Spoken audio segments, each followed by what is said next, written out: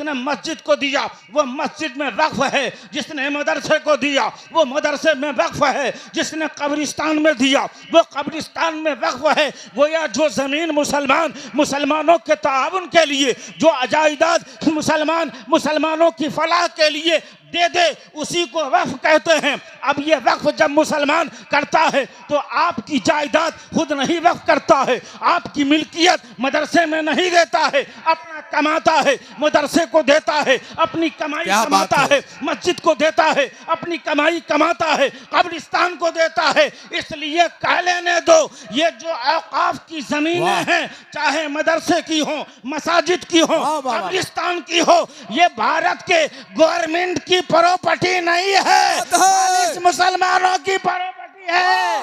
वाह वाह वाह वाह, नारे तकबीर, जरा बोलिए माशाअल्लाह, बोलिए नारे तकबीर, नारे रिसालत, मजहब इस्लाम, पैगंबर इस्लाम, ख्वाजा का हिंदुस्तान, हजरत अल्लामा मुफ्ती अहसन रजा सिर्फ मुसलमानों के साथ खास नहीं है।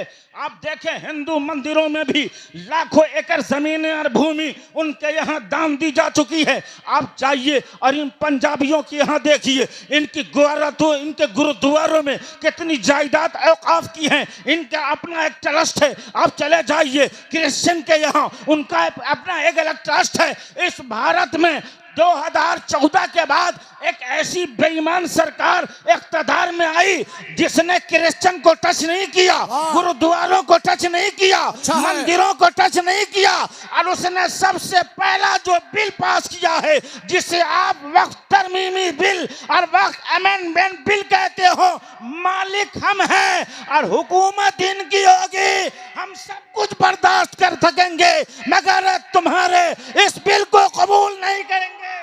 क्या बात है, वाह वाह वाह, जिंदाबाद जिंदाबाद जिंदाबाद। प्रॉपर्टी हमारी, मिल्कियत हमारी, उम्दा पैगाम, जायदाद हमारी। मेरे बाप दादाओं ने मस्जिद में दिया तो वो वक्फ की है, मेरे बाप दादाओं ने मदरसे में दिया तो वो वक्फ की प्रॉपर्टी है, मेरे बाप दादाओं ने कब्रिस्तान में दिया। अब मालिक हम हैं 2014 से पहले। लेकिन अब क्या है, आपके साथ उफ्ताद ये पड़ी, ये चोटा जब से खुले लफ्जों में कहता हूँ प्रधानमंत्री बना है, ये खुले तौर पर इस्लाम और मुसलमानों के दर पे आधार है। इसने भारत की इक़्तिदार की ज़मान सबसे पहले हाथ में लेने के बाद एक विधेयक पार्लियामेंट में पास किया और उस विधेयक का नाम रखा ट्रिपल तलाक। ट्रिपल तलाक जो बिल लाया उसमें 3 तलाक के ताल्लुक से है। सबसे पहले आप समझे 3 तलाक बैक वक्त देना एक मुसलमान के लिए गुनाह का काम है। अगर 3 तलाक देगा तलाक हो जाएगी मगर देने वाला गुनहगार होगा। लेकिन इसने क्या पेश किया, पार्लियामेंट में ये विधेयक पास किया कि ट्रिपल तलाक नहीं होगी। अगर कोई मुसलमान तलाक देगा तो वो तलाक वाक़ई नहीं होगी। मैं पूछना ये चाहता हूँ, हिंदुस्तान के आईन और संविधान ने जो हिंदुस्तानियों को जीने के लिए जो आर्टिकल 13 और 29 और 30, आप इन तमाम संविधान के अनुच्छेद आर्टिकल्स को देखें, हर मजहब और धर्म के लोगों को उनके मजहब के मुताबिक जीने और गुजर बसर करने का मुकम्मल उसकी आज़ादी दी गई। क्या ये हमारी आज़ादी पे हमला नहीं है? तुम किस तरह से जीते हो? हमने कब पाबंदी लगाई? तुमने निकाह में कब अपनी अग्नि को साक्षी माना? हमने कुछ नहीं देखा। तुम अपने गुरुद्वार में क्या करते हो? हमें कोई सरोकार नहीं। लेकिन हमारे यहाँ हमारे तलाक और निकाह सुनो, चैलेंज है पूरी दुनिया के किसी धर्म में निकाह और तलाक के ताल्लुक से जो फिक़ी इंसाइक्लोपीडिया मुकम्मल निज़ाम जिंदगी जो इस्लाम में है वो और किसी धर्म में नहीं है और किसी मजहब में नहीं है। तो हमारी ऊंची मंजिल देखकर तुम्हारे नीयत में फतूर पैदा हुआ। लोगों ने पूछा मियाँ प्रधानमंत्री ये ट्रिपल तलाक बिल क्यों लाए? तो उसने क्या कहा, मुस्लिम महिलाओं के साथ अत्याचार हो रहा है, मुस्लिम महिलाओं का शोषण हो रहा है, इसलिए मुझ मोदी को रहा नहीं गया।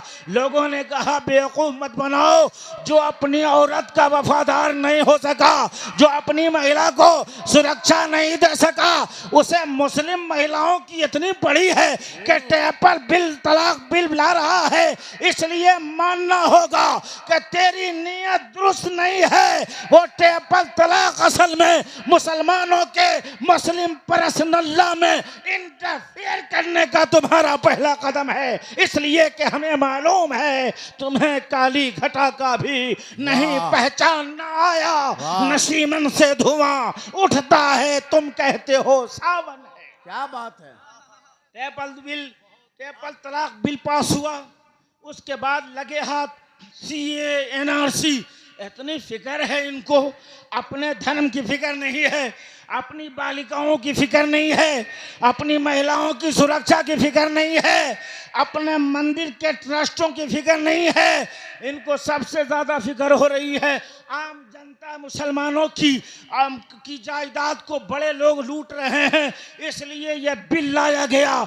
यह बिल जब आप इसके खतरनाक नतायज और समरात की तरफ निगाह दौड़ाएंगे तो आप कहने पर मजबूर हो जाएंगे कि वो औकाफ की प्रॉपर्टी जो हमारे बाप दादाओं ने वक्फ किया था, मिल्कियत हमारी है, लेकिन ये बदनसीब सरकार हमसे हमारा हक छीन कर दुनिया के सामने लुटाने और उसको बर्बाद करने की तरफ तैयार है। इसलिए सुनो, 1985 में जब शाहबानो केस में सुप्रीम कोर्ट ने मुदाखलत किया था तो पूरे भारत का मुसलमान सरापा एहतजाज बनकर सीवान की सरजमीन से पैगाम दिया था, हम लुट जाएं, लुट जाने दो, कट जाएं, कट जाने दो, मगर मुस्लिम पर्सनल लॉ में हम मुदाखलत बर्दाश्त नहीं कर सकेंगे। इसलिए सुप्रीम कोर्ट का फैसला हमारे जूत और बूटे की नौकरियों पर है, तो वो 85 था,